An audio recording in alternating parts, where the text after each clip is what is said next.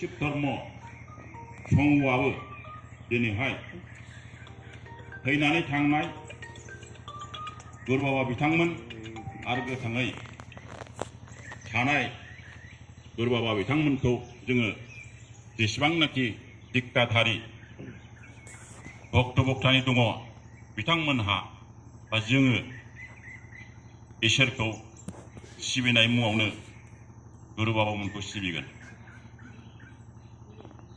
दा दिनैहाय मानो जोङो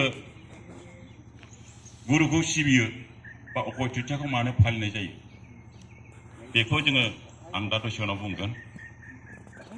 दा दिनै फिरफिला बिरहोनाय हाबाफारियाव आंखौ फंनैसो बुंनो थाखाय खावलायनानै आङो बुंनो गसंबाय। दिनैनि बे फिरफिला बिरहोनाय हाबाफारियाव नुजानो हानाय जोंनि गेजेराव नुजानो हानाय गुरु आफादनि आफादगिरि मुस्रि तुलेश्वर नार्जारी बाबा बिथांजों लोगोसे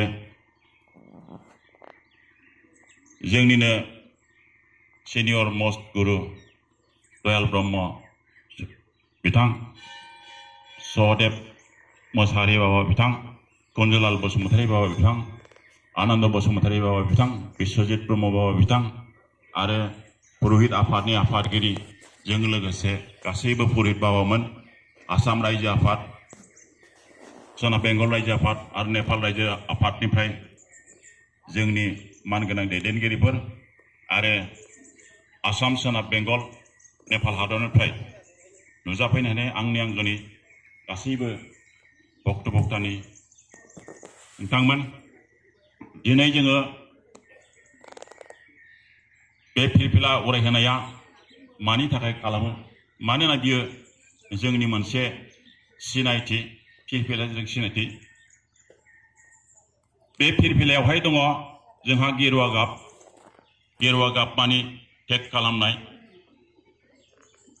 टेग खालामनाय माने जोङो गासैबो बुहुमाव जोनोम लाफैनानै संसारनि मैया ममताखौ टेग खालामनानै इसोरखौ सिबिनानै जोङो गावखौ बावसोमनानै गावनि जिउखौहाय इसोरनि गियानजों, इसोरनि गुनजों, गुरुनि बोरजों जाहाथे इसोरखौ मोनहैनायनि लामाखौ लानो हायो आरो मुक्ति मोननो हायो बा निर्बान मोननो हायो।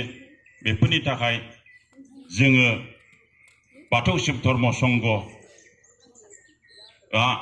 बे हाबाफारिखौ जोङो फोथायदों।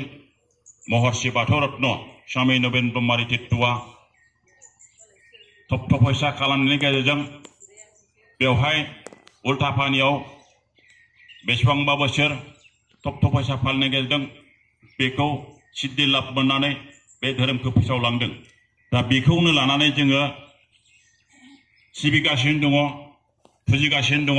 मानोना बेनि गेजेरजोंनो जोंनि जिउ आत्माजों लोगोसे न'खर संसारजों लोगोसे गासैबो जिउ सोलेरनि आत्माया मुक्ति मोननायनि लामाखौ मोननो हायो।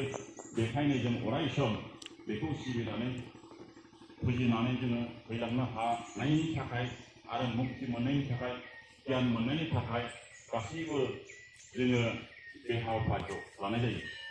दा बेवहाय जों गुरु फुजाखौ मानो फालिनाय जायो आं बेखौ फंनैसोल' बुंगोन। दा गुरु फुजाया जादों बोसोरनि गिबिसिन आरो देरसिन फुजा। बेखौ फुजिनायनिफ्राय जोङो देरसिन होननानै शास्त्र मथे जोङो नुवाखै। आरो शास्त्र मथे गुरु फुजायानो बा अक्षय तृतीयानो बोसोरनि गेजेराव देरसिन आरो माने गिबिसिन फुजिजाजेननाय मोनसे फोरबो। दा बेखौ फुजियोब्ला न'आव थानायनिफ्राय बेवहाय जुदि गाव गावनि गुरु बाबामोनखौहाय आथिङाव हमनानै खुलुमनो मोननाय बा गुरुनि आथिंनि सुनाय दैखौ लोंनानै मोनलोंनाय, बेनिफ्राय गोथारसिन पबित्रतासिन जोंहा गैया। माने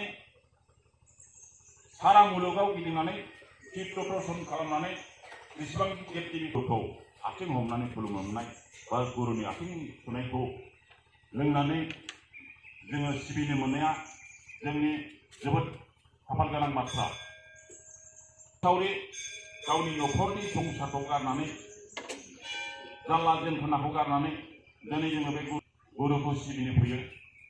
बे गुरुखौ सिबिनायनि गेजेरजोंनो जोंनि गासिबो जिउ आत्मानि न'खर संसारनि गासिबो बोरखौ बिनानै लानो हायो। अक्षय तृतीया बे गोथार सान फालिनायावहाय गुरुखौ सिबिनायावहाय न'खराव गावहा गुरु फुजा समावहाय गुरुखौ सिबिनाया जोंनि थाखाय शास्त्र मथे जोबोद गोनां। बेखायनो जों गुरु फुजाखौ सब समाय माने बोसोरे बोसोरे जोङो फालियो। दा